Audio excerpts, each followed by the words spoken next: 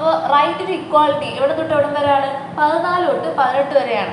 Okay, അതിനകത്ത് ഓരോന്നും നോക്കാം. ആർട്ടിക്കിൾ 14 ഇക്വാളിറ്റി ബിഫോർ ലോ, അതായത് എന്താണ്? നിയമത്തിന് മുമ്പിൽ എല്ലാവരും തുല്യരാണ് എന്ന് പറയുന്നതാണ് ആർട്ടിക്കിൾ 14.